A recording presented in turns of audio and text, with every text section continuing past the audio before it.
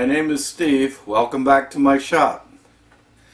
This video is going to be a short one, and it's going to be a little bit different than I normally do. When I was at the Bar Z Summer Bash a few weeks ago, I was asked by Justin from The Good of the Land what I did in my shop. He was interviewing me, and I said to him, well, I make tools and parts for the machines in my shop so I can make more tools and parts for the machines in my shop. And if you watch my videos, it looks like that a little bit. However, I actually do a lot of other work in the shop, but because it needs to get done and videotaping takes a lot longer, I usually don't video them. There are a couple of customer jobs on there. One was for my brother, so I had lots of time, and another one was for a friend that I had plenty of time on, so I did video them. But even though I'm retired, I do work part-time in a model train store where I actually manage the store. But one of the things that I do, because I enjoy it, is install digital command control, or DCC, into locomotives. And in most cases these are retrofits. They're for locomotives that were not designed to have DCC in them. And many of the installations require putting sound in them, which means that they have to have a speaker. And since most of the older models were not designed for speakers, I've got to get creative on where to put and how to put speakers in them. And like I said before, normally when I have one of these jobs to do, I've got to get it done. So I'll bring it home from work, I'll knock it out in a few minutes, and then go have dinner and it's done. Well, this one I brought home over the weekend. So I've got a little bit of time, and I'm going to actually do a short video.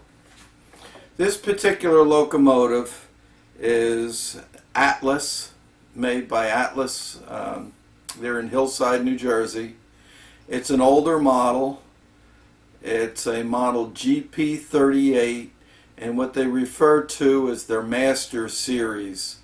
And the Master Series locomotives had digital command control in them as an option, but not sound. So even though this had the electronics in it for the digital command control, it did not have a soundboard in it, and it didn't have a speaker. So I have replaced the soundboard, or the control board, with a sound decoder, and now I have to make room for the speaker. I'm going to do a close-up of this piece, but this is a weight off the end of the locomotive. This particular locomotive has what they refer to as a long, low front hood. So there was no room. Sometimes I can put them in under the front hood, but there was no room in it. But this particular weight is off the rear of the locomotive, and the way it's made, I can cut the top of it off, and it'll give me room to mount this speaker, little speaker. And so what I'm going to be doing is milling the top of this weight off flush with the lower portion. I'm going to cut a small pocket in it so that there's a little bit of air space underneath of the speaker, which makes it sound better and a little bit louder. And then I need to drill and tap it for 4 number 172 mounting screws. So let's get started.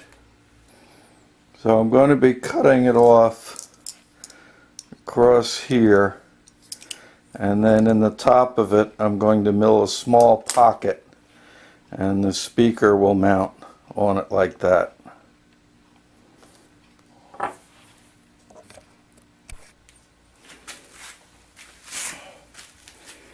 I'm mounting the weight in the milling machine, and I've got my parallels set up so that I won't be crushing it. I'll be doing it along here. These are cast out of very, very soft metal. It's probably a zinc compound of some kind. They're very gummy, so I have to use a real sharp end mill, and I take relatively light cuts when I'm working on them.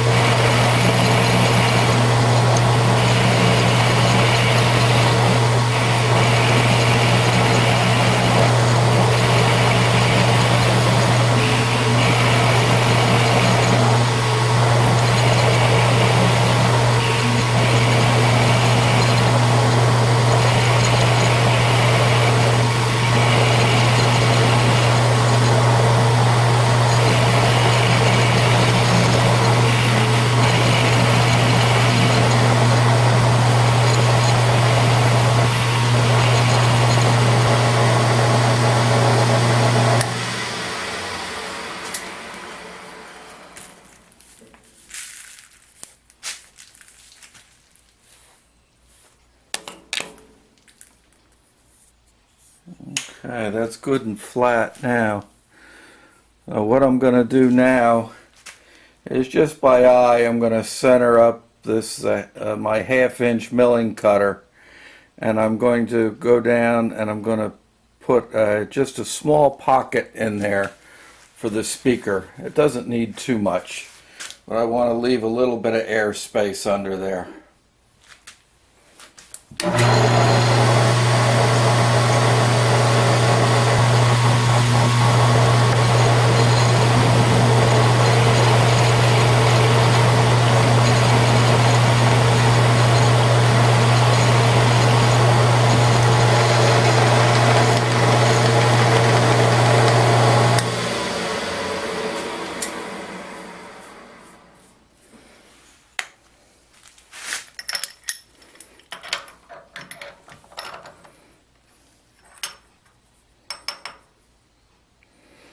Okay, there are a couple of little slots here that I'll seal them up so that the pocket underneath here will be airtight.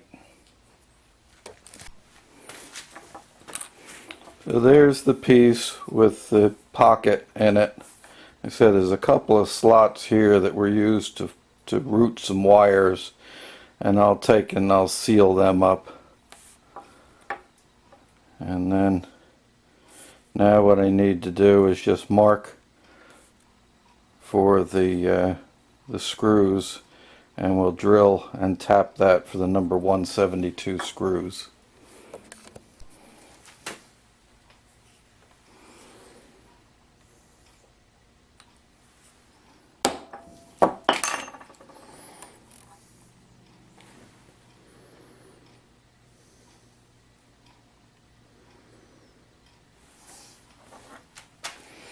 I'm going to do is drill and tap that, put a screw in there to hold it in place, and then I'll drill my other holes using the speaker as a template. Okay, I'm over at my little drill press, and it's calling for a number 53 drill. So I'm going to drill it for the number 53 and then tap the one hole.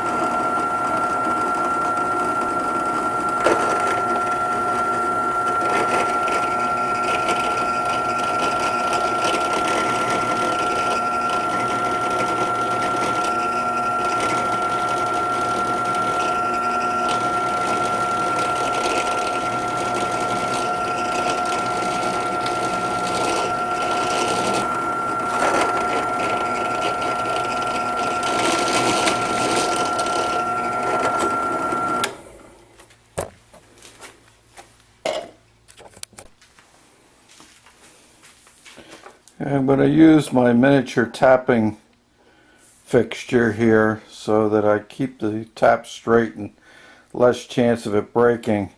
And for a lubricant on the soft metal and for plastics and so on, I use beeswax, and it seems to work out pretty good.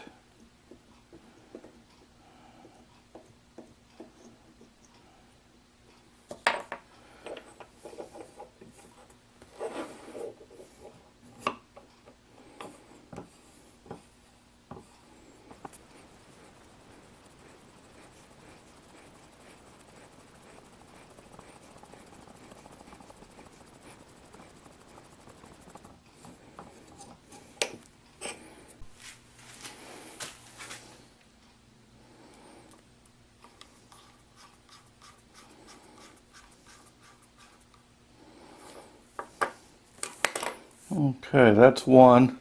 I'm going to go ahead and drill and tap the other three off camera.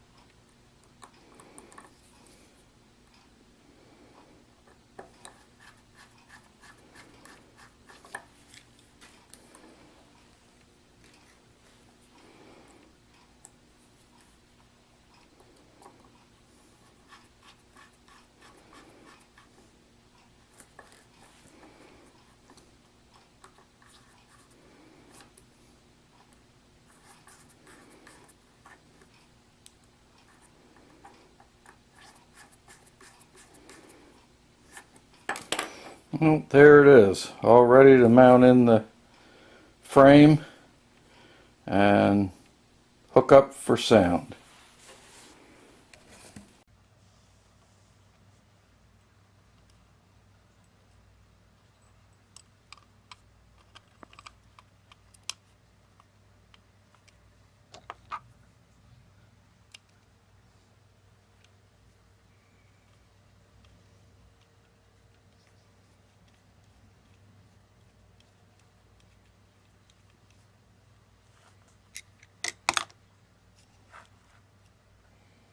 Now all I have to do is hook up the speaker wires to the speaker.